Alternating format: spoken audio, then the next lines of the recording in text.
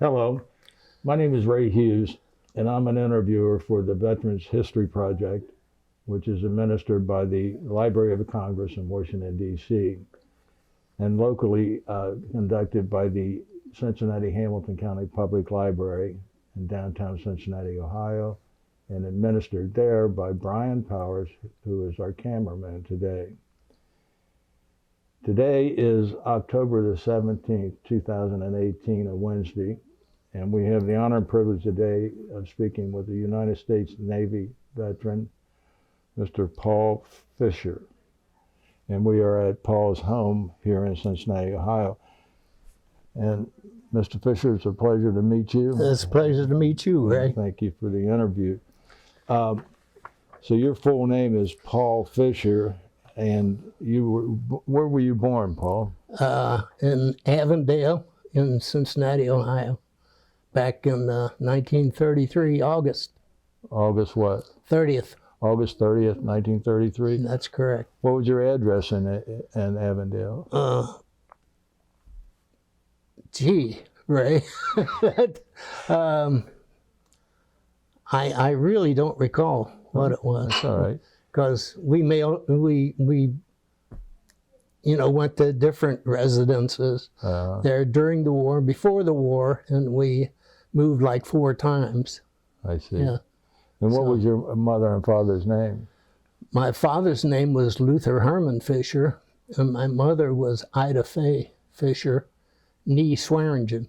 Swearingen? Mm-hmm. I see. That's an old name in this country, Swearingen. Yeah, from up in Adams County area, Brown County. Yeah. What did your father do for a living, Paul? He was an engineer.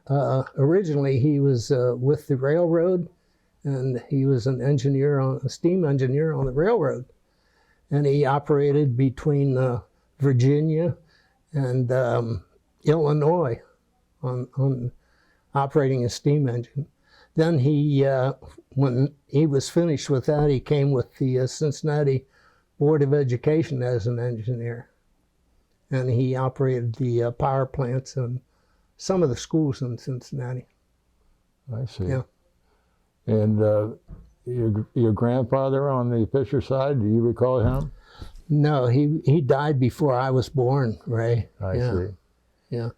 And your mother's name? My mother's name was Ida Fay Fisher. Right. Right. And did your mother work out of the house? Or, Yes. Yeah. And what'd she do? No, she didn't work out of the house. I'm sorry. She was a housewife? Yes. I see. And how many brothers and sisters did you have? Well, I had 7 brothers and 2 sisters. I'm not going to ask. I was the last. I'm the last one. I see. And what about your mother's family? Do you recall them, your grandparents on your mother's side? The Swearingens? Yeah.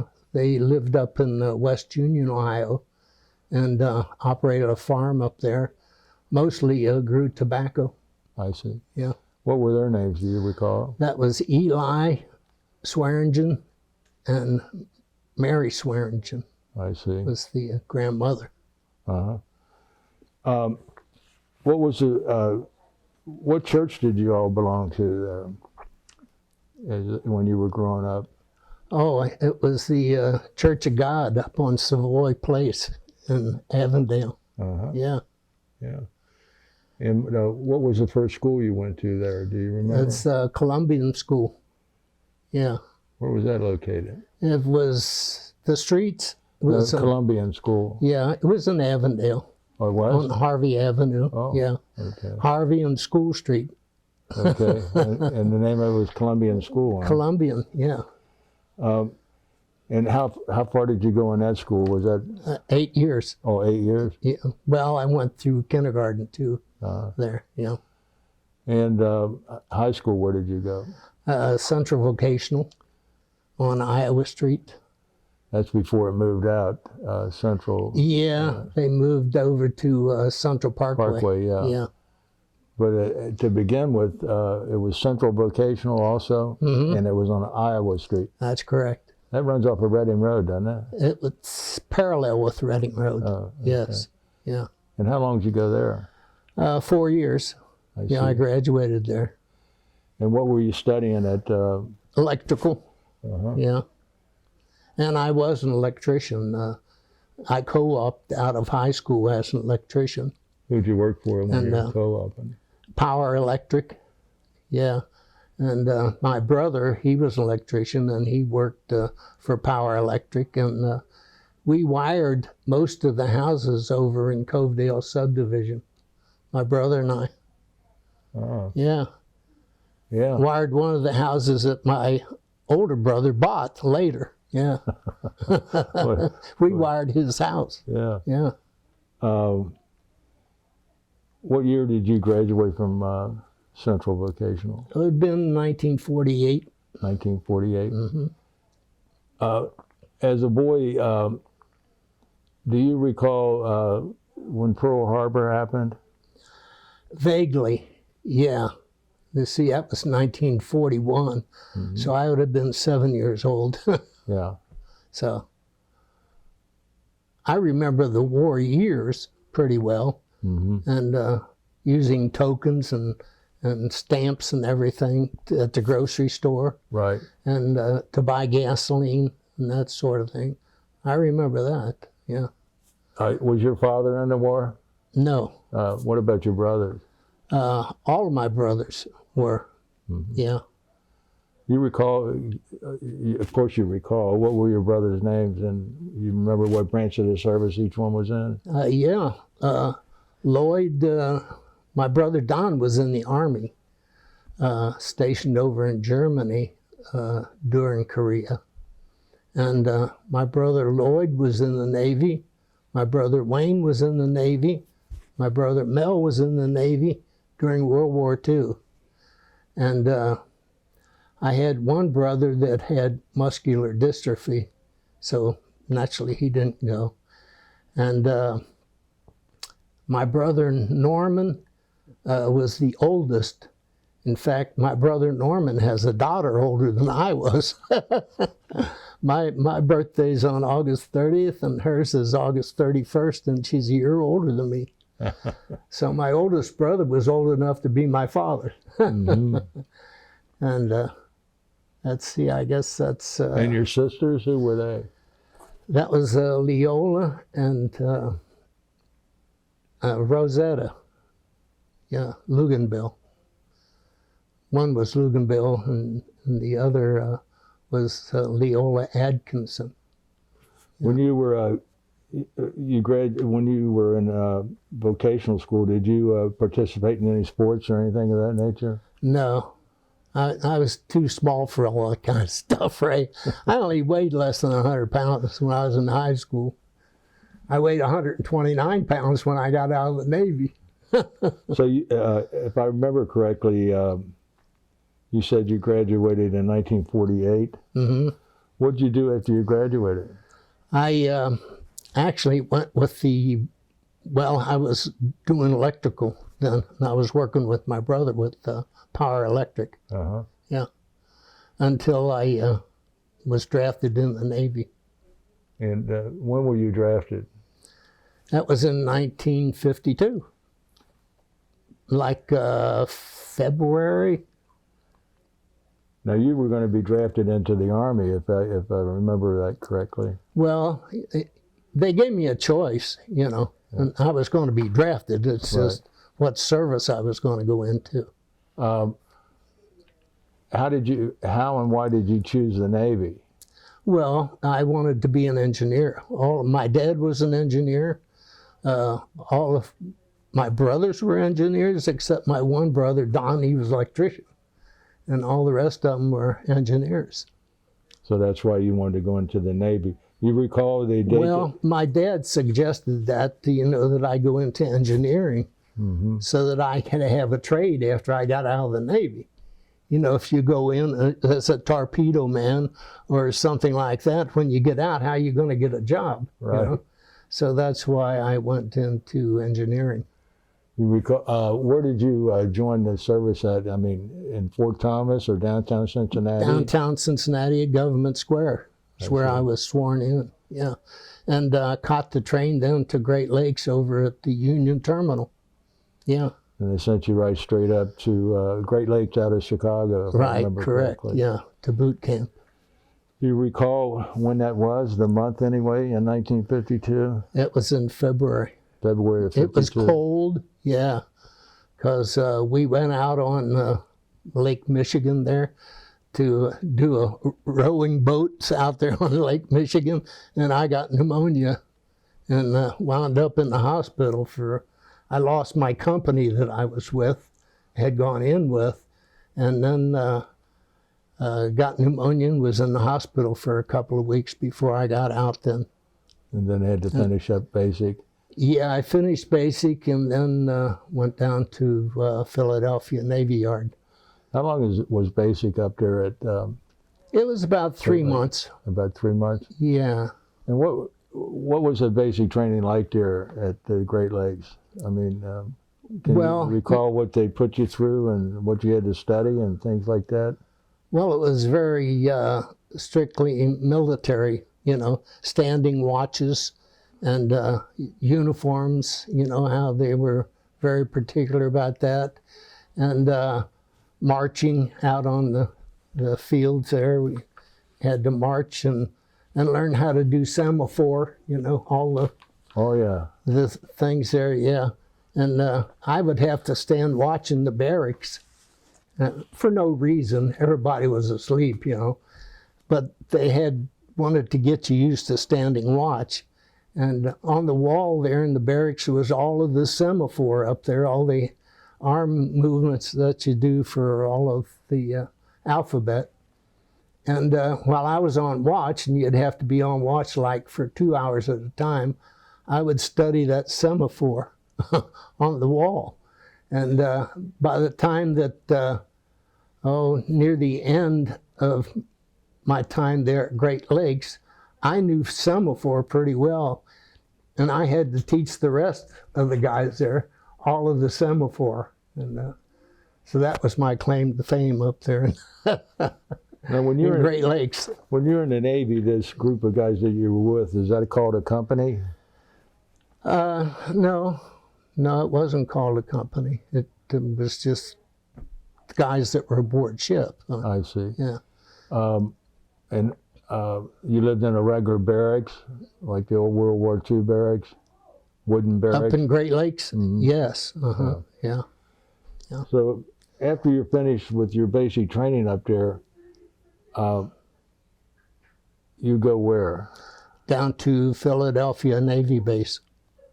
And I went to BT school down there for 16 weeks. And what is BT school? That's a Boilerman technician, yeah, to operate the boilers aboard ship, which they don't have anymore. And, explain how a ship operated, because now, like you say, the boilers aren't used anymore. But the boiler produced steam? Is that it? Yes, yeah. They produced the steam that drove the turbines that operated the propellers on the ship. And the ship that I was on, the Bennington CV-820, it had 8 boilers, and they produced 165,000 horsepower. And they were oil-fired boilers. I was going to ask that next question. And the steam pressure was like 600 pounds per square inch. And they used superheaters then to heat the steam to 850 degrees.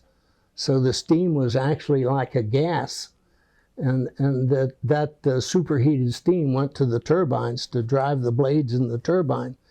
If you use wet steam in a turbine, it'll etch the blades like sandblasting. So they run the steam, 600 pounds, through superheaters that are made into the boiler itself, and superheat the steam then to 850 degrees to drive the turbines. And that didn't etch the blades and No, serves the purpose. Yeah, it sublimates. It's like a gas. Mm-hmm. It's a hot gas. It's not actually steam. I see. Yeah. And that word sublimate is Sublimate, it goes from conversion. a steam to a gas. Yeah. And you had 8 boilers on there. Mm-hmm. 2 in each fire room, 4 fire rooms. And how many were you responsible for? 2, 2? yeah. On the Bennington, it was number 2 fire room. I see. You had 1 and 2 fire rooms, and you had 3 and 4 fire rooms. And where were they located? On what deck? Yeah. Actually, they were located probably from the water line of the ship down, and I guess they were like 30 feet, the boiler room. You had 2 levels. You had an upper level in the boiler room where the water tender controlled the water in the steam drum. Then you go down a ladder into the lower deck, and that's where we operated the burners for the boilers on the lower deck. So between the 2, it was probably 30 feet from the bottom to the upper deck, which would be the mess deck on an aircraft carrier. That's more of a dangerous job than what we're hitting on here, isn't it? It was dangerous because we had an explosion there on the Bennington where it's kind of hard to explain if you're not familiar with boilers. But and first of all, the Bennington was an aircraft carrier. Yes. Okay. And they had what they called A-type boilers, and they had a steam drum up on top, and they had 2 mud drums down on the bottom. And the generating tubes, the fire was in the middle, and the generating tubes went up to the boiler, the steam drum. And on the outside of the generating tubes, which were about 1.5 inches in diameter, were what they called downcomers. And downcomers went from the steam drum down to the mud drums to circulate the water down and then up through the generating tubes to make the steam and back. It was a continuous cycle. And we were at flight quarters where the ship was running like 30 knots into the wind. And we went into a turn to starboard. And on a big ship like this, you know, when a boat goes into a turn, it goes like that. But with an aircraft carrier, a big ship, you know, when it goes into a turn to the starboard, it goes like this around. And when we went into that turn at flight quarters to go into the wind, everything in the boiler room was just shaking like this as the ship was turning at 30 knots. And it popped one of the downcomers out of a mud drum and released both of the boilers right into the boiler room. And that was 600-pound steam pressure and killed everybody down there. 11 guys died then. And that was just outside of Cuba when we were on a shakedown cruise. And then they went into Norfolk, I believe it was, and they welded the downcomers into the mud drums so that couldn't happen again, which they probably should have done in the first place. Yeah. So that was the first explosion on the Bennington. And that was roughly at what time was that? That was early on. I went aboard in 1952, and that happened in 1952. Off the coast of Cuba? Mm-hmm. We had gone from Brooklyn Navy Yard on a shakedown cruise, they call it, down to Cuba to find out anything, since they put the ship back in commission, that had to be repaired or taken care of. And they were doing flight quarters at that time too. And that would have been in like, let's see, it was in summer. It was in the summertime. Summer of 1952. Yeah. And that is what we'll call the first explosion then. Mm-hmm. And 11 men were killed there? Yes. Yeah. They were just boiled immediately. Mm-hmm. Yeah. And I was in number 2 fire room at the time. And 1 and 2 fire rooms are cross-connected. All 4 boilers feed into one main that goes back to the turbines. And I was in number 2 fire room, and our boilers just went down and dumped into number 1, and then backed up into our fire room. and we were full of steam, but it wasn't under pressure like they were in number 1 fire room. And I got my upper lip got blistered from I didn't want to open my mouth and breathe through my lung, my throat, that steam. So I was keeping my mouth shut and breathing through my nose, and it blistered my lip. And then we got to the ladder and felt our way up and got out of the boiler room. We didn't know what had happened. We heard it. A loud explosion? Yeah, we heard it, and it wasn't in our fire room. But then, when the steam backed up into our fire room, then we had to get out of there, because not only their 2 boilers carrying 600 pounds steam pressure went into theirs, but our boilers also went into their number 1 fire room. So your area is full with steam at the time. Oh yeah. And you had to fuel your way to the ladder to get up out of there. And you had to go from the lower level up to the 2nd level and catch another ladder and go up to the mess deck level. How many men were in your area normally? 11. 11? 11 or 12, yeah. And you all got out of there okay? Mm-hmm. Yeah, from number 2 fire room we did, yeah. No serious injuries in your... Just minor steam burns, but, nothing like they had in number 1. Yeah. Yeah.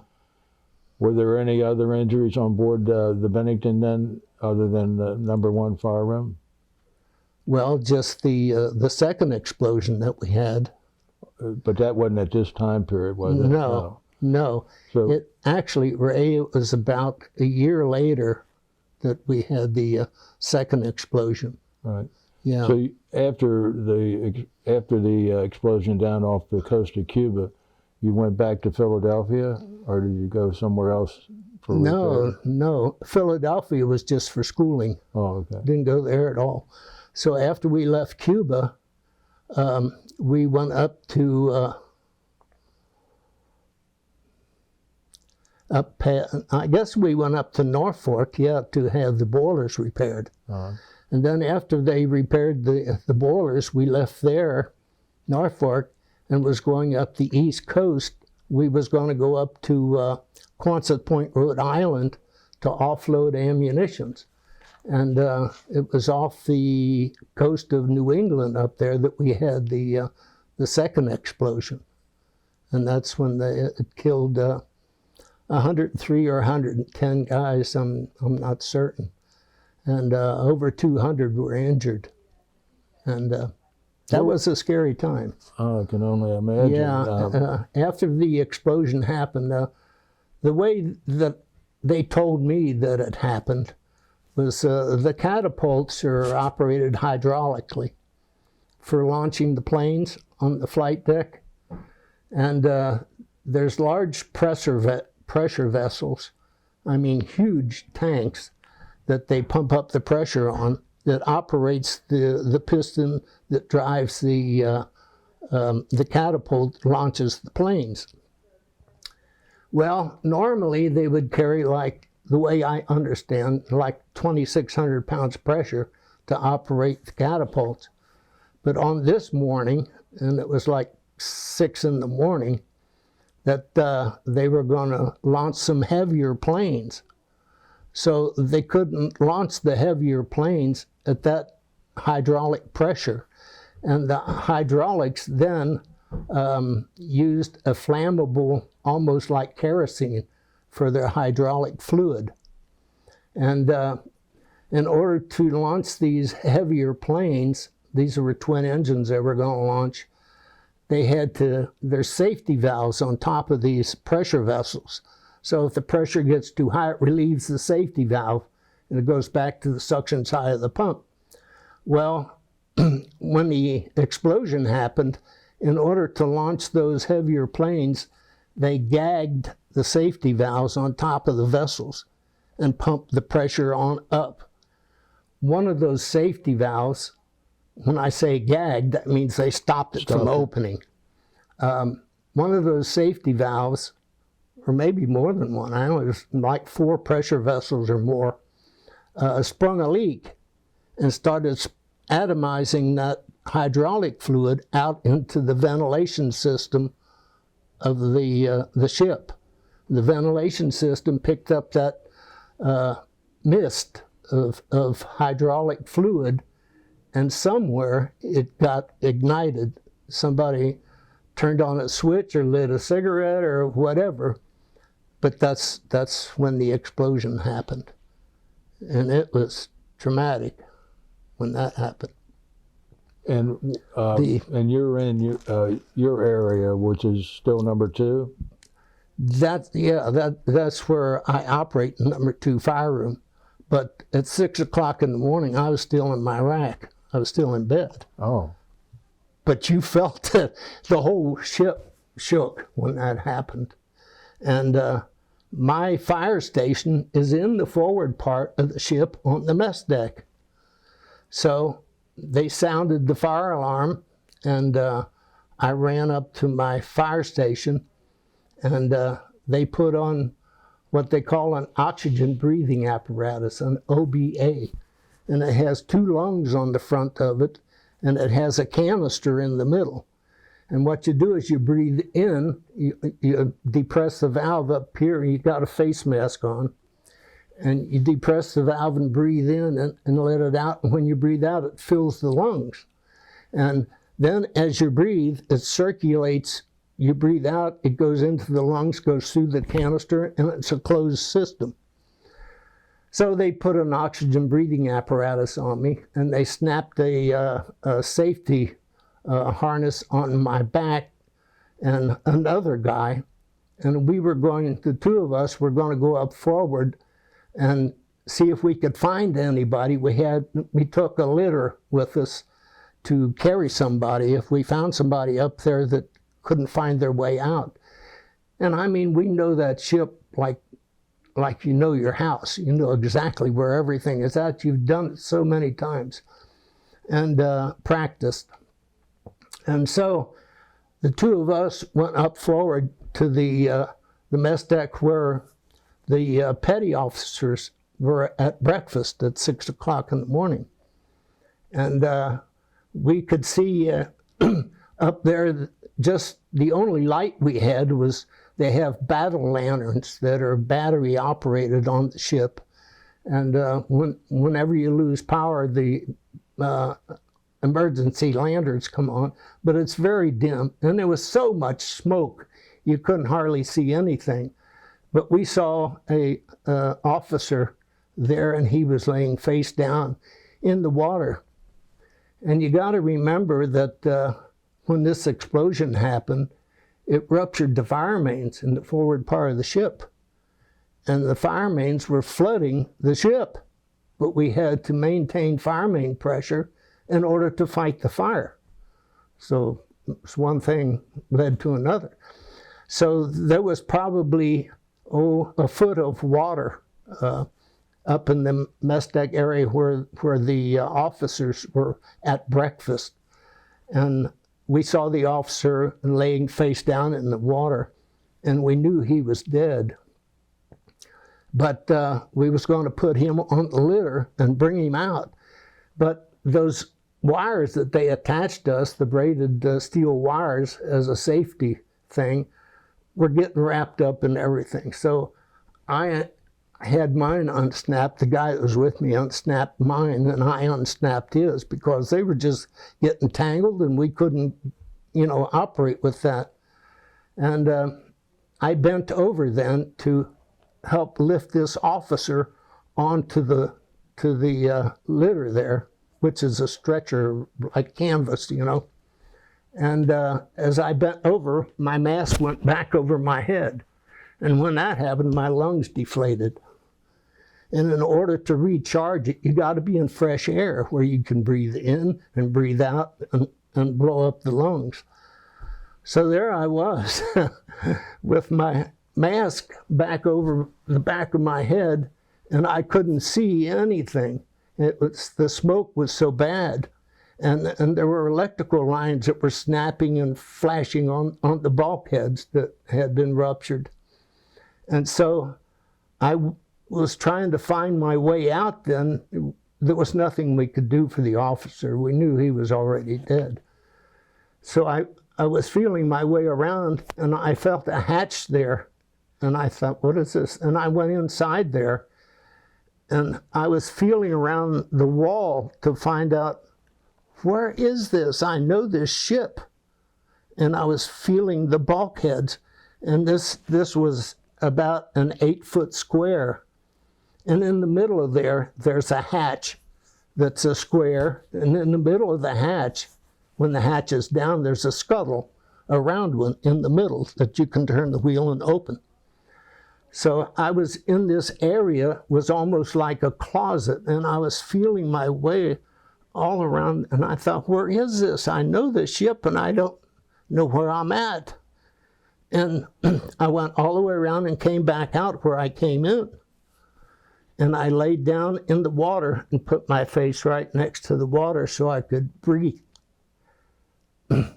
Makes me nervous talking about it. And I laid down next to the water and was feeling my way out. And I got to where there was a hatch, and the water was going through the hatch like this. And I had my OBA on the front of me. And I got over top of the hatch, and the water just carried me down. And I came back out to where I came in. And I just couldn't hardly breathe at all. I was all black from the smoke. And it's wonder I didn't get electrocuted. And then they took me right down to sick bay and treated me for smoke inhalation. And closest I ever came to dying. So we only had 2 fire rooms then that were operational. The 2 forward fire rooms were shut down. And then we limped into Quonset Point, Rhode Island. And we were on fire for 2 days as we were next to the dock. The ship was down at the bow listing to starboard. And we got into the dock up there, and they stationed a Marine at the gangway so nobody could leave the ship. You got to be there to fight the fire. And I forgot to mention to you, right after the explosion happened, all the fire that was in the front of the ship, our magazines are up there that have all the bombs and the rockets and everything for the planes. And the temperature was rising radically in these magazines. And they have elevators that bring the ordnance up to the flight deck so they can put it on the planes. And they were bringing these bombs and rockets up on the elevators, and they were throwing them over the side because they were so hot. And the rockets were going off when they hit the water. And we just came very, very close to having an explosion. If one of those 500-pound bombs would have exploded, it would have exploded everything else in the magazine, and the whole ship would have went up. Fortunately, that didn't happen. So after we got into Quonset Point, Rhode Island, and we were on fire, and this is an ammunition depot, we were on fire for 2 days up there. Nobody could leave the ship. They laid out the guys on the hangar deck, which is below the flight deck, where they store the planes and work on the planes. And they laid out all the dead bodies up there on the hangar deck.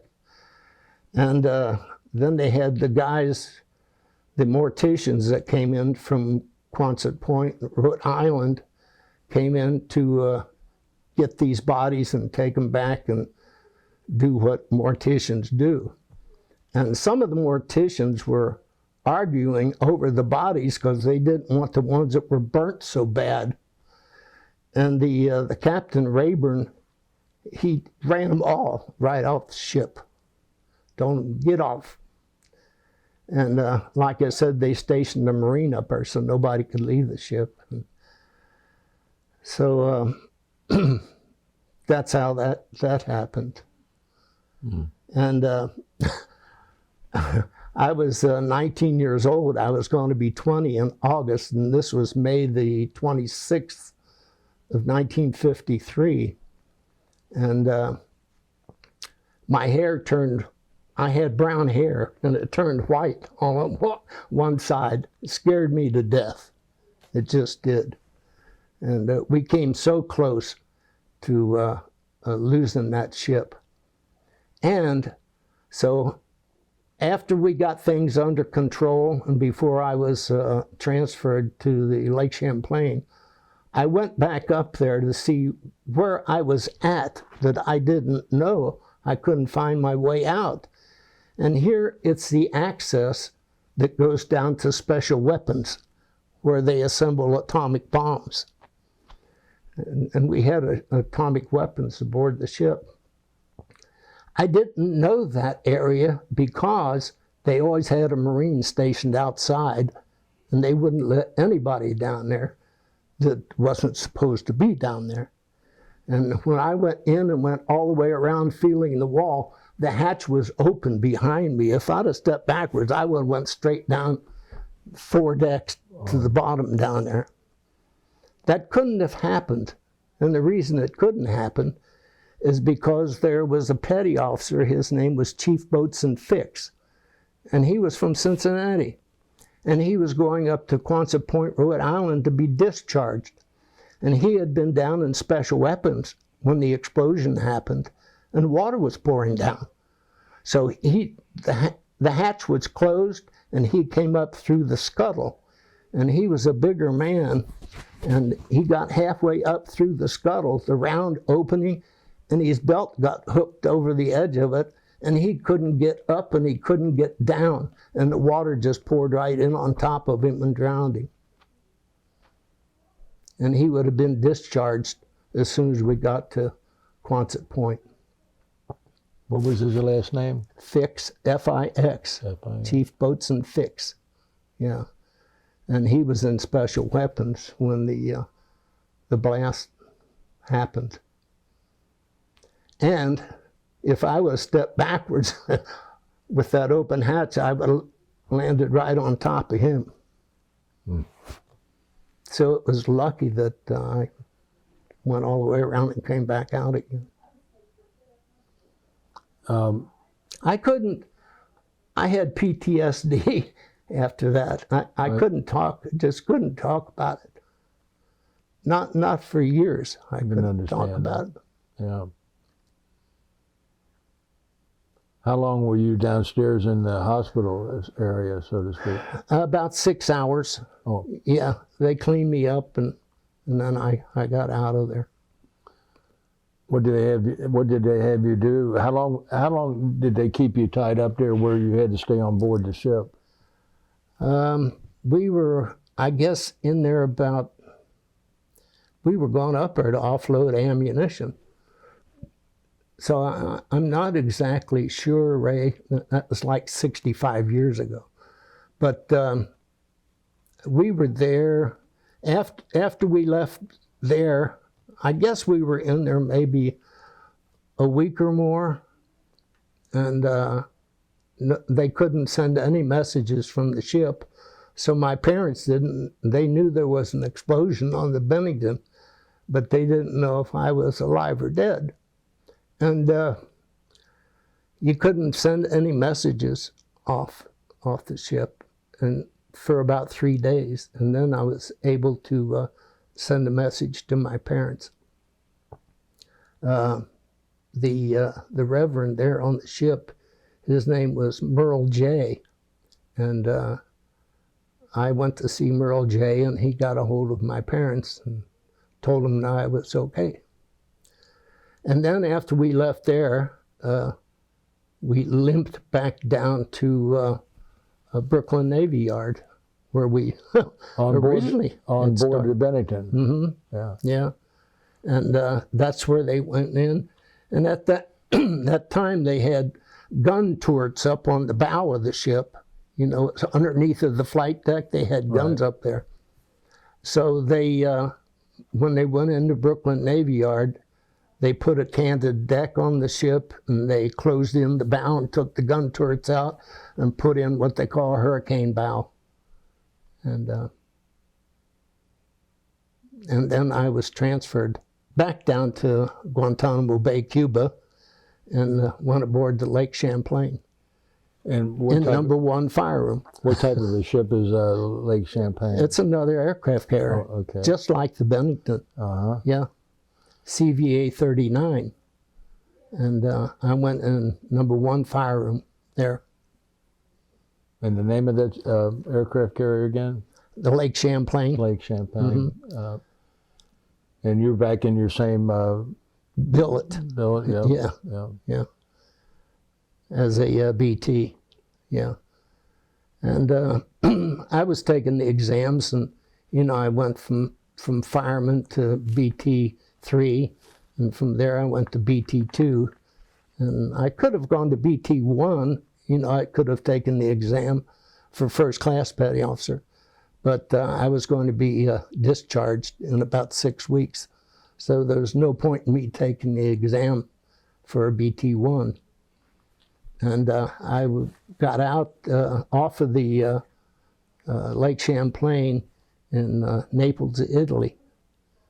And I flew on a MATS flight from Naples to the Azores and to New Jersey, where I was discharged. And that was when? 1956. Remember the date? Not exactly, no. So what type of planes was the Bennington flying, and what were these? Funny you should ask. They, when I first went aboard the Bennington, they were still in the World War II mode with the guns, underneath the flight deck and, Right. and underneath the fantail, they had guns there, 5-inch guns. And we still had AD Sky Raiders, and they were propeller-driven airplanes. And it wasn't until, I don't even think, I'm not sure, but I don't think on the Bennington, while I was there, they had any jets. It was on the Lake Champlain that we got the Cougars jets. And, but on the Lake Champlain, we still had propeller-driven AD-6 Sky Raiders. And we went on an operation one time, they call it Operation Blue Nose. We went up to Halifax, New Jersey, and we pulled in up at Halifax, and we were probably maybe Halifax, New Jersey, Halifax, Nova Scotia. right? Yeah. And we pulled in up at Halifax, Nova Scotia, and we was about maybe 100 or 50 feet off of the dock. And they lined up all of these AD Sky Raiders on the ship and fired up their engines and blocked them and blew the ship sideways into the dock. Is that right? That was Operation Pinwheel. Yeah. And that was the same time when we went ashore that Queen Elizabeth was being indoctrinated. Yeah. Because they was all celebrating up there in Halifax. She came over and was traveling over here. She was just a young woman, Yeah. Yeah. Those multi-engine aircraft you were talking about before the explosion, Yeah. you recall what they were? No, I don't. See, I wasn't involved with airplanes at all. Yeah. Yeah. So when you got on your second aircraft carrier, the Lake Champlain, what type of aircraft did they have? They had the Cougar jets. Okay. Yeah. And the Banshees. Banshees were a twin-engine jet. And they were a little heavier than the Cougars. Mm-hmm. Yeah. I think I have a picture of them. Yeah. Yeah. So for a time you were back down at off of Cuba with the Lake Champlain. Mm-hmm. Yeah. And what did you do? Go on maneuvers to end up in Italy, or what? How did you get over there? Yeah, we were in the 6th Fleet, and the 7th Fleet was in the Pacific, and we were in the Atlantic Fleet, the 6th Fleet.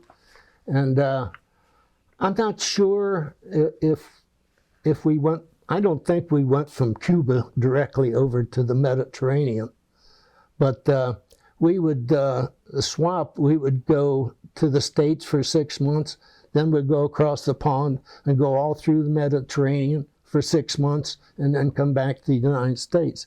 And we did that over and back in like 4 times in 4 years. Yeah.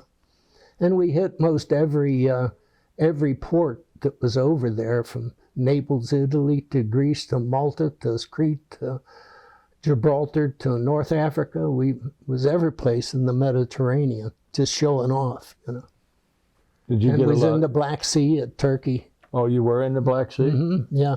So you went through the Straits of Dardanelles? Dardanelles, yeah. Went through the Dardanelles and right into the Black Sea. And we anchored there, and they stationed Marines around the ship to make sure no boats would come out there for any reason, you know. Mm-hmm. Did you get off board there while you were in the Black Sea? We did, yeah. We went in to saw the Blue Mosque there in Turkey. And What city was that in? I know there's Istanbul right there. Athens. No, that was Greece. Yeah. Istanbul. Yeah, it was in okay, Istanbul. it's right there at the Straits, yeah. Yeah, yeah. We took a tour of the Blue Mosque and that there in Turkey. I remember that. And what about it? Share that with us. With the Blue Mosque? Well, you know, everything then I think was the Muslims.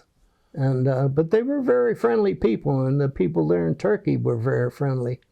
And we ate at a restaurant there too, and everybody was just very nice to the U.S. servicemen, you know. And we had to get in boats, you know, to go ashore. Mm-hmm. You didn't pull in anywhere. We anchored out. And yeah, that was quite an experience. We didn't stay there long. We went to Beirut, Lebanon, and up to the college there in Beirut. They had an American college there in Beirut, and played. Our ship had a baseball team, and they played baseball up there at the baseball field in Beirut. And it was a beautiful city. It was just all white. I remember that, and the water was so clear, it looked like the ship was just floating in air. You could see right under the ship. Mm-hmm. Yeah. Same way down in Gitmo, Cuba. When we would, they were anchored out, and when we would go ashore there at Gitmo, and coming back on the whaleboat, the ship just looked like it was hanging in the air. The water was so clear. And we drew like 35 feet of water. From the water line down to the bottom of the keel, it was like 35 feet. And it was 75 feet above the water. Mm-hmm. Yeah. Some of these cities that you were in Europe, were they still showing a lot of damage from World War II? They were. Yeah, when we pulled into Marseille, France, there was a ship that just part of it was sticking out of the water. Mm-hmm. That was there in the harbor. And we didn't tie up, we anchored out, but you could see that ship there. And then up on the shoreline, you could see the bunkers where the Germans had pillboxes up there that were still there. Did you go ashore there at Marseille? Mm-hmm. Yeah. And the same way in Ceuta Bay, Crete, and Malta, they still had a lot of damage from World War II. Yeah. Considering that was only 7 years after the war. Yeah. And they didn't have money to jump right in and start rebuilding, you know. Mm-hmm. They were in a bad way. Did you say you stopped at Naples at one time? We did, yeah. Tell us about that town. Yeah. That was nice, but I took a tour from Naples, and we went up to Austria and went up there on a tour. And that was a nice thing about the Navy. They paid your way for everything. And we took a bus and went up to Germany, Austria, and went skiing up there in the Alps. Oh, you did? Austria, yeah. Was that your first time skiing? Yeah, yeah. How'd you do? Not too well. Yeah. But what rank are you when this is going on? I was a third class BT. Mm-hmm. Yeah. That was probably before I think I got second class on the Lake Champlain. I'm sure I did. Yeah. When you made second class, what was your pay then? That was in the E6. And I think you only got about $300 a month. 300? Yeah. And when it was time, Ray, for me to be discharged, they offered me $2,000 if I would ship over for 4 more years. Right. $500 a year? Are you kidding me? Oh. No, so I didn't want that. But I felt bad about leaving the ship because we were so short-manned. We had to stand 4 on and 4 off the whole time we were at sea. And you just didn't get any time to go to chow. And you had to get a shower. And your mother says you never write. And I mean, we never went topside. The only time we knew whether it was day or night was by looking at your watch, you know. Is that right? Yeah. You didn't have time for those luxuries. You'd be on watch for 4 hours, then come out of the boiler room and you got to go to chow, you got to get a shower and get in your rack, and then they call you 15 minutes early to relieve the watch. You only got 2 hours sleep. I mean, you're 19 years old. Yeah. And it was just really, really hard. We had one guy, his name was Demola, and he couldn't take it anymore. He jumped over the side. Wow. They missed him at roll call. They missed him in the fire room. And he wasn't found. Right. Yeah. He just couldn't take it. No sleep. He didn't get any sleep. Mm-hmm. And even sometimes they would have compartment cleaning. And when they're cleaning in the compartment, you can't go down there and get in your rack. Right. Yeah, we would go up on the fantail and lay back there on the life preservers to try to get some sleep while the planes are coming right in over top of you. That didn't work either. So, yeah, that was bad on the Bennington. And then after I left, they were even more short-handed, you know, where you're supposed to have 11 or 12 men on a watch. We were lucky if we had 9. Just didn't. And they even tried to help the situation. I always wondered, Ray, why I didn't request a captain's mast and tell him what was going on, because I'm sure he didn't know. But the person that was in charge of the fire room, the lieutenant that was in charge of, his name was House, he was aware of it, and they sent some people down there, you know, to try to help us out. Well, they sent us a yeoman down there, you know, that all he ever did was typewriters, and he just sat down there, a little white-handed little kid, you know. Yeah. He just sat there on the superheater platform and cried. We told him to get out of here. Yeah. And they tried sending other people down there, but they had no interest, wanted no part of it. And they weren't engineers, you know. They didn't. You bring a boatswain down there to know to operate the boiler room. That's a dangerous job. Well, you had to grow up awful fast. Yeah. Yeah. Especially at 19 years old. It was a whole nother life. Yeah. And going through what you guys went through. Yeah. Have you stayed in touch with anybody off of the Bennington or the Lake Champlain? I did, yeah. His name was Elijah Morgan, and he lived down in Fayetteville, North Carolina. And we would get together every summer. We would drive down there and go to the beach or to the Outer Banks or wherever.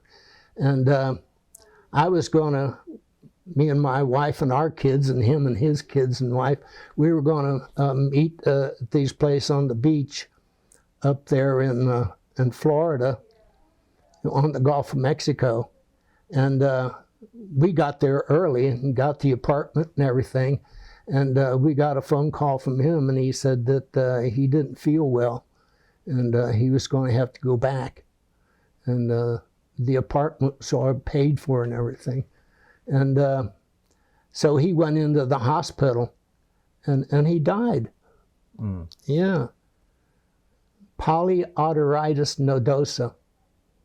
It was a poisoning of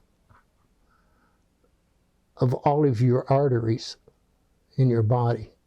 Wow. Yeah. Never heard of it. It was incurable. Polyarteritis nodosa. Yeah. What about reunions or anything of that nature? We did have, there was the Reverend aboard the ship on the Bennington. He arranged a reunion up in Dayton, Ohio. Was his name Jay? Yeah, Yeah. Merle J. And he arranged that, and I got a notice, and it's in here, of the reunion they was going to have, and a dinner.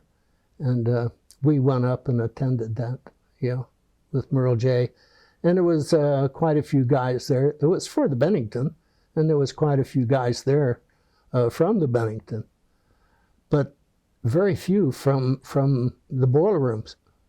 They were, part of the flight crew and other places on the ship that they were there.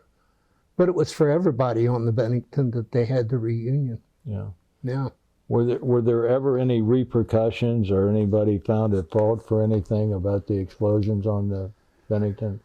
Not that I know of. Not that I know of.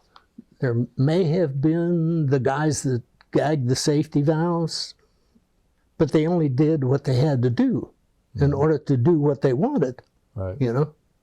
So I don't know that they could be held accountable, or if they were even still alive, Right. because there were a lot of guys that absolutely drowned up there because they had to seal the hatches to keep from sinking the ship. The fire mains were ruptured, and the whole front of the ship, from the middle part of the ship forward, was sinking. And they closed the hatch on a lot of guys that were still down in there, that they didn't get out till after. Yeah. Yeah. So when you got discharged, you recall when you were discharged? It was over in Naples, Italy. Yeah. Yeah. And I caught the MATS flight down to the Azores and back to Idlewild, New Jersey. And then I went from Idlewild down to Philadelphia, where I started. Mm-hmm. And it was down in Philadelphia that I got discharged then, and came back to Cincinnati. So you come home, and where do you go back to live with your parents? Yes. Where Yeah. were they living then? Well, my dad and my brother died while I was in the service. My dad died. And we were over in the Mediterranean. And Merle J. called me up to the office, and he told me that my father had died, and did I want to go back to the United States? And I said, no. I said, by the time I get there, they got to hold him over. I got to fly all the way back. No, I don't want to go. So they went ahead with the services. So when I got out, we had lived in Avondale when I went in.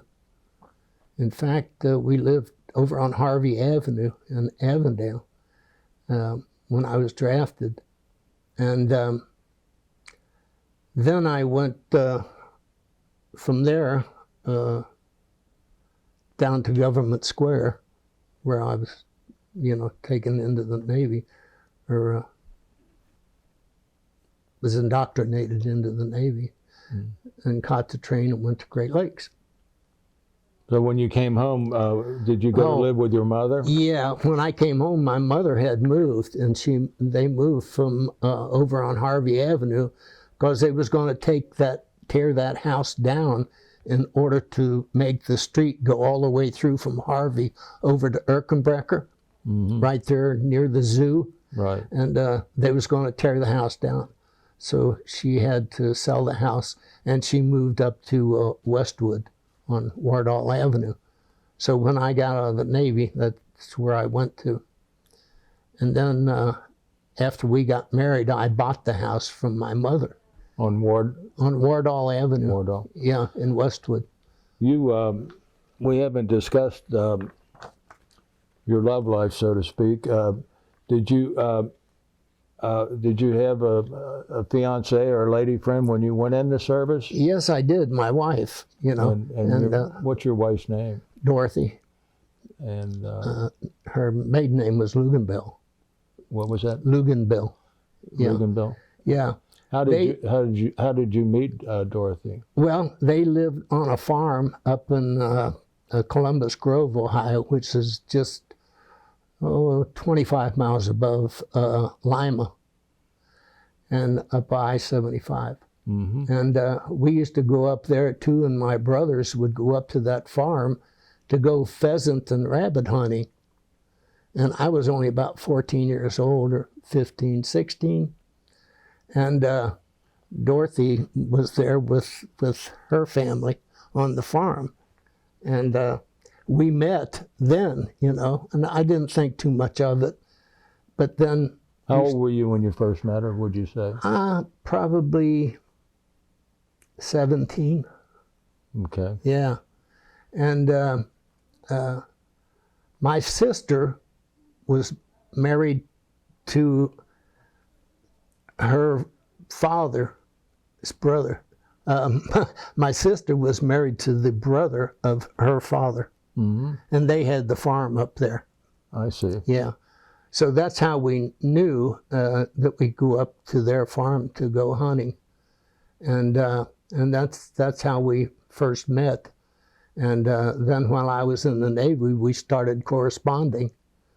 And when I would come home on leave, then I would go up there and we would get together. And then after I got out of the Navy, again in February, we were married the following April.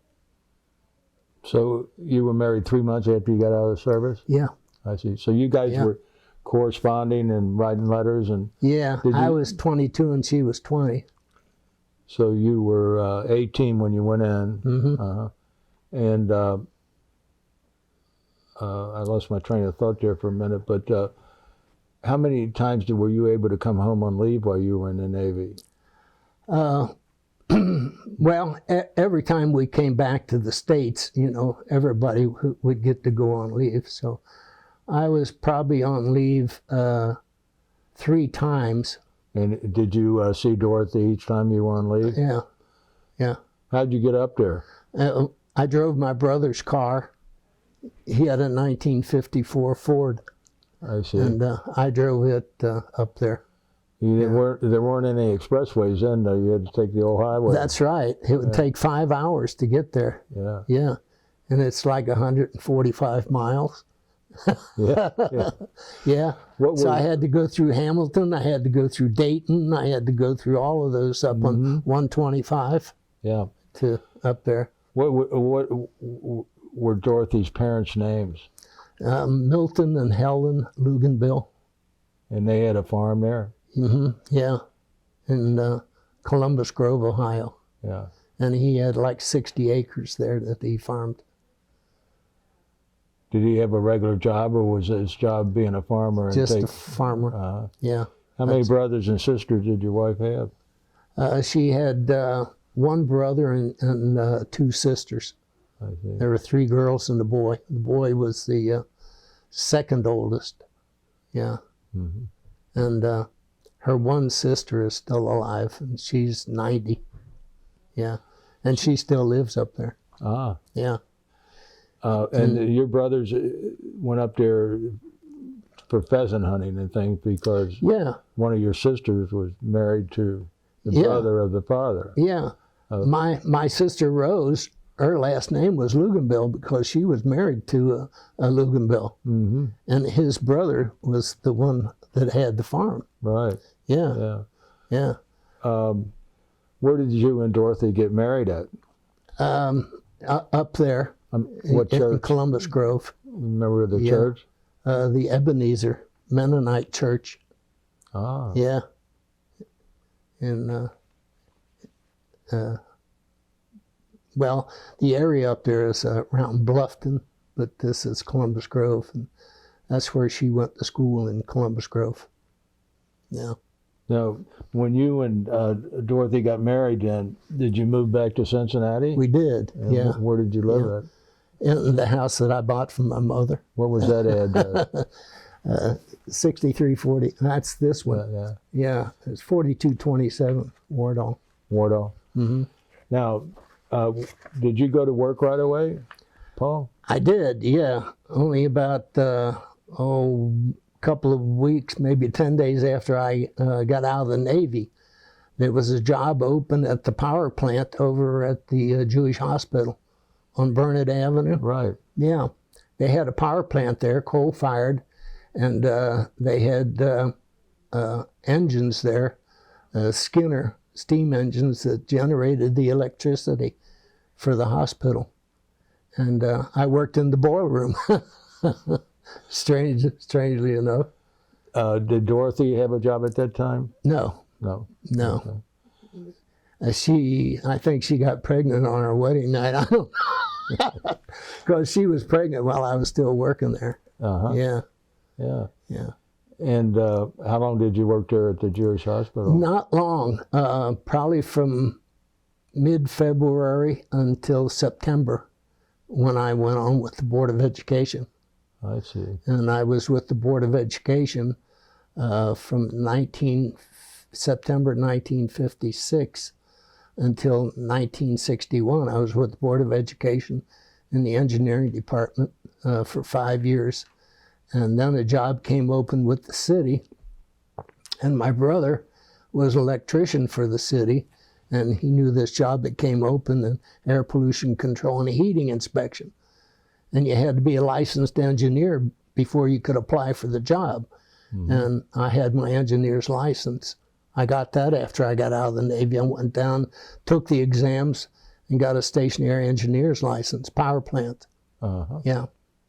And I had the first license I got was a third class, and I went back and took the exam again 2 years later and got a first class engineer's license. And so when the opening came open with the city, they required that you have a license, and I did have, and they was glad for that, and I got the job. Yeah. So then I was with the city in 1961, and then the EPA came into being. I think I told you 67, but I think it was 71. About 10 years after I went with the city, the EPA came into being. And when the EPA came into being, our department separated, and the Air Pollution Control Division of our department went with the EPA, and the heating inspection went with the building department. So from 1971 until I retired from the city in 1981, I was with the EPA. And I had 30 years, Ray, by the time I was only 48 years old. I had 30 years because it counted my military time in civil service. So when I went into the Navy at 18, I retired with 30 years at 48. Right. Oh. Then I went into business for myself in water softeners, water treatment, and working in power plants on their water softening equipment for their boilers and all of that. You never knew a guy named Joe Zebrink, did you? I sure did. Yeah. You know, it's funny. George. It was George Zebrink. Well, yeah, that was his brother. Yeah. The policeman, wasn't he? Yes. Yeah. Well, no, George Zebrink was the supervisor of air pollution control when I went with the city. Okay. And his brother, was a cop. Yeah. Yeah. And his son also. Joe was a friend of mine, but when you met, it's funny how in the interviews we do that how many connections there are there. Yeah. Joe was a big guy. They were all big. Yeah. 6'3", 6'4", yeah. George Zebrink, he was the supervisor there at Air Pollution Control, and you should have interviewed him. He was aboard the USS Chicago in World War when they bombed Pearl Harbor. He was at Pearl Harbor when they bombed it on the Chicago. The Chicago went down also. Mm-hmm. Yeah. Mm-hmm. I just pulled a roster up of the Chicago last week, as a matter of fact, Yeah. on another matter. But so We had another guy too that I worked with in air pollution control. Was in the Navy. He was in later than I was, and he was at Bikini Atoll when they set off the bomb. Yeah. that was. Yeah. We've interviewed a couple fellows that were there also. Yeah. So you. So how long did you stay in business for yourself, Paul? 26 years. 26 years. Yeah.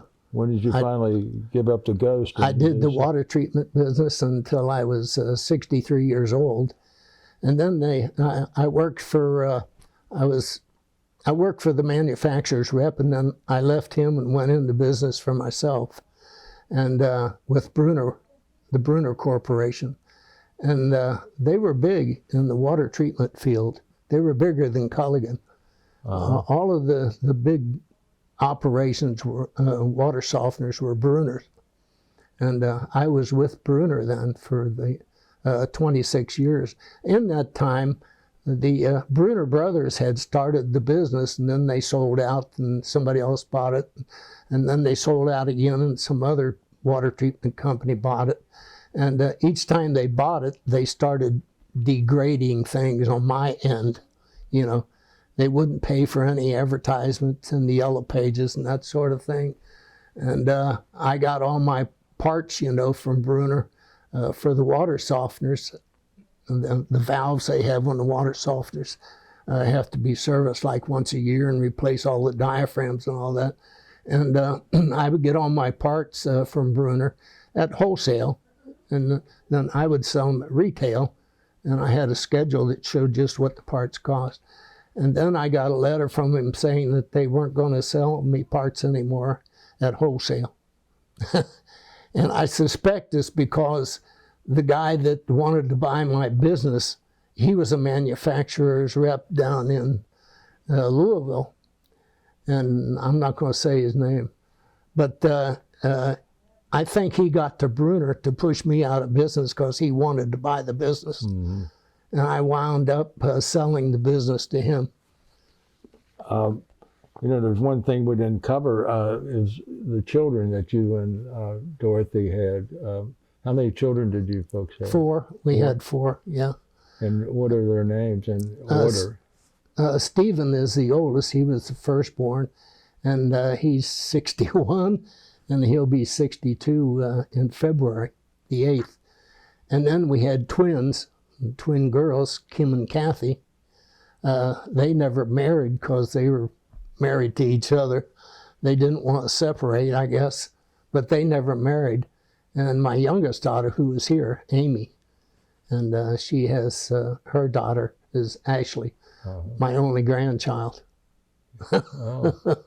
And Ashley's 31. And are all of your children still living? Yes. Yeah. Stephen, he lives in Jacksonville Beach, Florida. He was married there, and his wife died suddenly of a brain aneurysm when she was just 50. And that was in 1977.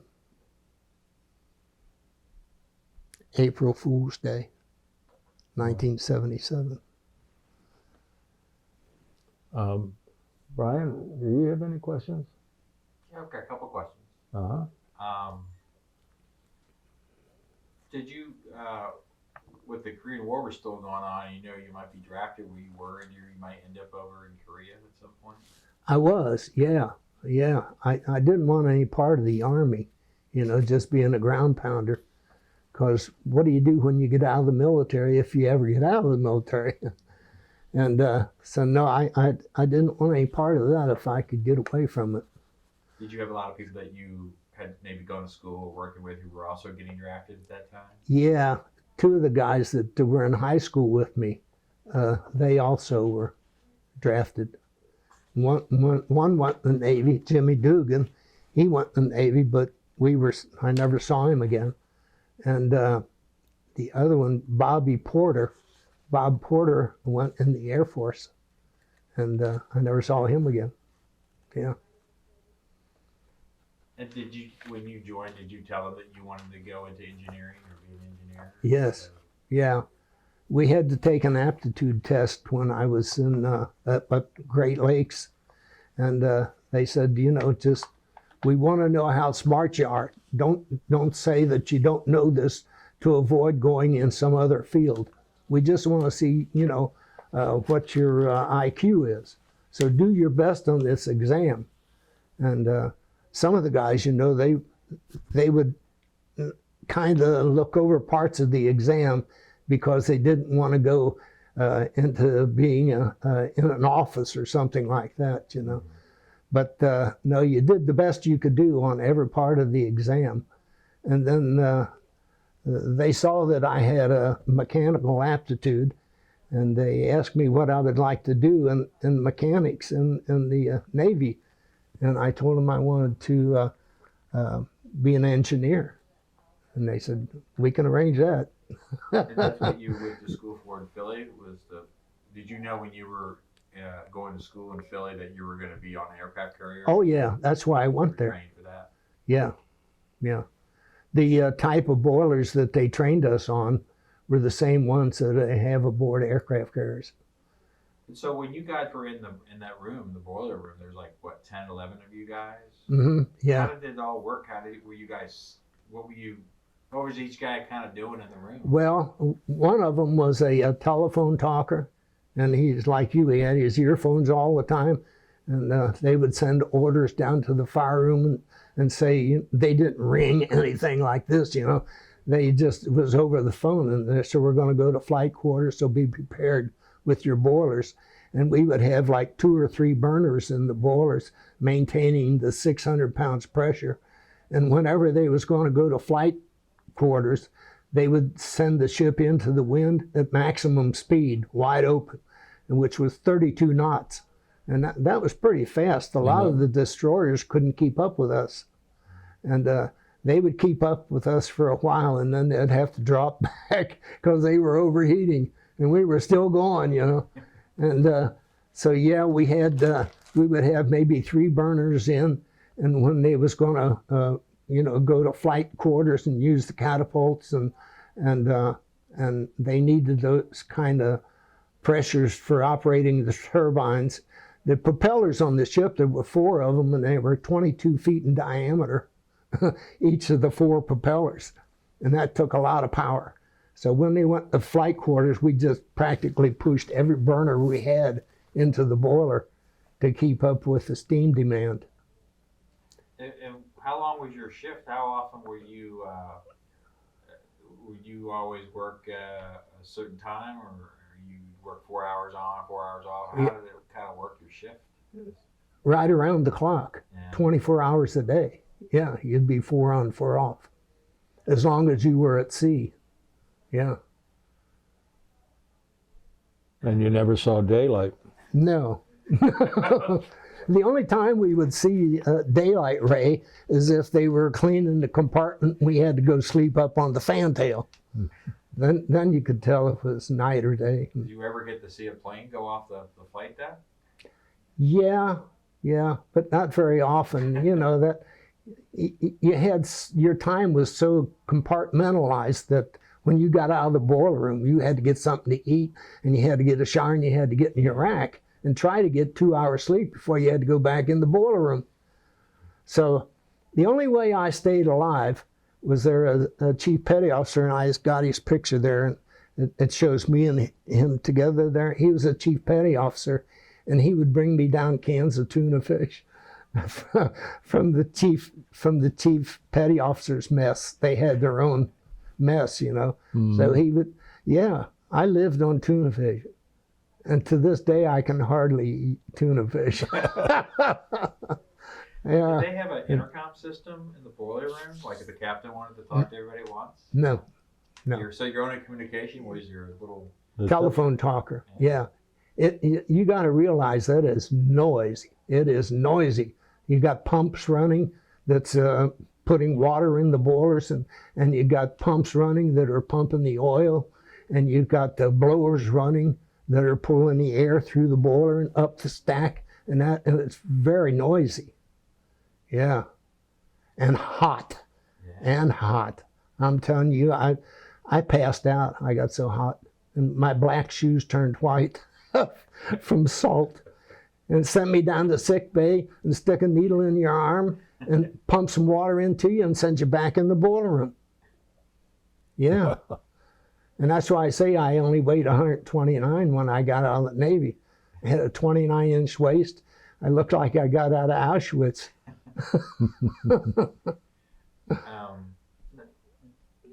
These kind of incidents, that first fire that you guys had, was that common, I guess? The You boiler don't hear about explosion? your own- yeah, would that happen more than we, the common people, would hear about? I mean, would that happen, like fires and things that you were aware of in the Navy?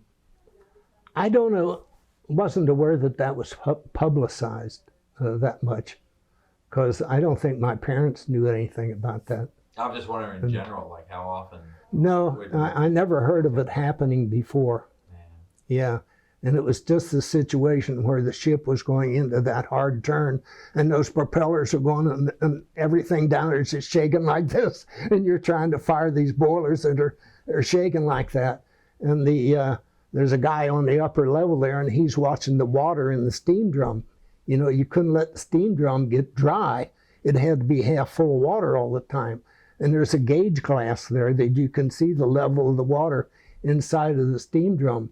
And the water's going like this, you know, in the steam drum, and circulating down through those downcomers, and that's when in that turn, you know, that the ship was like this, going that way, and shaking like that just pulled the downcomer out, and that downcomer is 4 inches in diameter, and when that popped out of the mud drum, it just drained all the steam right out of that boiler, the boiler next to it, and the other two in the other two fire rooms. All 4 of them are cross-connected. Well, you must have had a lot of pretty strong smells down there too. I was wondering if you were, I'm sure you must have, at some point you must have smelt something since you were in the service, and it brings you back to that boiler room, I guess. No, actually, it was just really hot. I mean, it was always 120 degrees down there. And there was no air conditioning. No, we had no air conditioning like they do today on these nuclear aircraft carriers and that, you know. And yeah, it was just... Did other guys pass out too occasionally? Like, yeah. That had to be... And you were supposed to be taking salt tablets all the time. And we would take salt tablets, but all they did was turn your black shoes white from sweat. Yeah. And yet you're supposed to, after you get out of the boiler room, get a shower, you know, before you get in your rack. And your rack is just a canvas that's stretched between a frame, and it's got a mattress about that thick, you know. And hot. I mean, even our compartment was on the other side of the bulkhead of the fire room. The fire room was here, and our sleeping compartment was here. So it was hot. The only thing separating us was that steel bulkhead, and that was so hot you couldn't hardly touch it. And there was a fan up here on the bulkhead, and on the other end of the sleeping compartment, 25 feet or so, there was another fan down there, and that's all there was. And I mean, that caused more than one fight, that fan. Somebody would sneak in and turn the fan over, you know, and somebody's out of their rack, and man, and they're ready to fight right now. Yeah, that was the only air conditioning we had. And the bulkhead there was always hot. And when you're operating off of Cuba, the cooling water coming in for our equipment down there in the boiler room was 90 degrees. Temperature outside, you know, was 100 in the blazing sun down there. What were you wearing? You had certain requirements, things you had to wear or not wear, I guess. Were you allowed to just wear a t-shirt, or did you have to wear No, it was the blue shirt, you know, the button-down shirt that you have, that denim shirt, and dungarees, blue jeans, yeah, and black steamer shoes, yeah. Wow.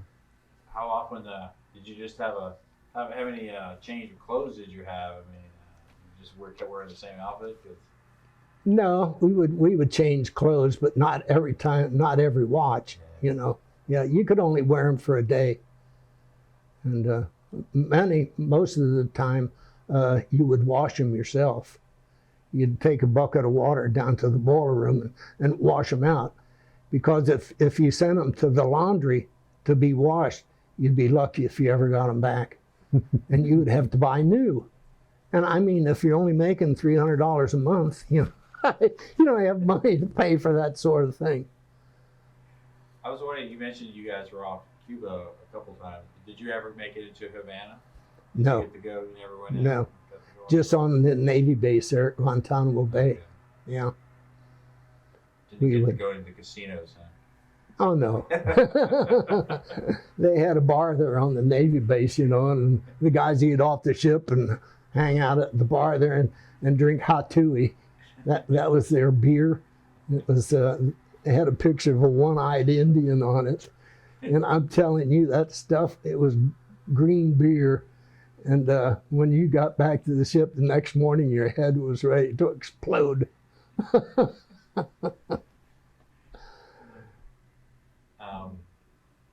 Did you guys have any kind of maneuvers, like in case, you know, with the explosion, would you guys go through maneuvers of, you know, because that's a big ship, I'm assuming that you must, that's how you kind of knew the ship, I'm assuming, or were you on your own to learn the ship? Like evacuation maneuvers or anything like that? Did you guys do any of that, you know, before the... Abandoning ship or something like just in that? general, I was wondering if there was any exercises you guys did for any kind of emergencies, like... Oh yeah, yeah, oh yeah. For fighting fires and that, we had a lot of fire drills. Yeah, and that's another thing when you're at sea and they're having fire drills, you know, and you just got out of the boiler room. Now you gotta go through a fire drill and try to get something to eat and try to get something to sleep before you go back into the boiler room. But actually, that would only happen maybe once every 2 weeks or so. Yeah. That's why you kept your fighting weight. Yeah. Yeah. Well, you were saying after the big explosion that you guys had to stay on the ship for a couple of days. And what was, I mean, was it because they just needed to get that ammo off? That everybody was on hand? Or I thought They were were trying fighting. to evacuate because maybe it might blow up. I was wondering like why everybody was staying on board. Well, they kept everybody aboard because the Navy has some of the best firefighters in the world. Mm-hmm. We go through, you know, when you go through boot camp, you go through all firefighting and all of that aboard ship, and where you got your applicators, and they set a big thing on fire with fuel oil, and you have to go in there and go inside of a building and fight the fire, you know, with an applicator. That's a spray head that sprays out, and yeah, they do a lot of training in firefighting in boot camp, and then aboard ship too. They do a lot of training in firefighting, and how to repair the ship if it runs aground or something like that. I have to patch a hole in the ship, stuff a mattress in it, and any way you can to hold the water back. And yeah, a lot of training, a lot of training. Did you get treated for your lungs at all? No. No. But it was smoke inhalation. That's what I think killed a lot of the people up there that didn't have any bodily injuries, because the smoke was so heavy that you couldn't see at all. And that's why I laid down and put my face right next to the water so I could breathe. Yeah. And just swam through the hatches like that. And that OBA on the front of you too would catch on everything you tried to go through. How long was it before you got to go on land after the accident? I think probably a week, maybe. Yeah. Before anybody that was lived up there in the New England states, they would go on leave, you know. But I lived in Cincinnati, so I didn't go on leave. The 200 and some men that were injured, were they treating them out on the flight deck, or? No, they lifted them off with helicopters and took them into the hospital. Okay. Yeah. Yeah. And eventually, how did they get the 101 to 110 dead off? Were they taken off on helicopters also, or? I don't think so, Ray. I think they had some more of the morticians come in, or maybe some of them that were kicked off Right. came back or whatever, because one mortician couldn't handle 110 bodies. No. He would maybe take two. And so they had quite a few of them that were rotating over the next few days. They didn't take them all off at once. But Ray, I wasn't up there watching them do all of this. We still had to fight the fire. We had to get the fire mains shut off, and we were in the posture of saving the ship. That's what we were doing. You mentioned it got back to Brooklyn eventually. Yeah. Do you Yeah. know, but then you transferred to another aircraft carrier. But what became of the Bennington? Do you know how much longer it was around? Did it It went back decommissioned? into service, and they put the hurricane bow on it, and they put the canted flight deck on it, and it stayed in service till 1970. In fact, I think that it may have gone down and gone through the Suez Canal and went over into the 7th Fleet. Because I think, I'm not, I read some on the computer about the Bennington, and in 1970, it was decommissioned, and they towed it over to Pearl Harbor, towed it over there, and cut it up.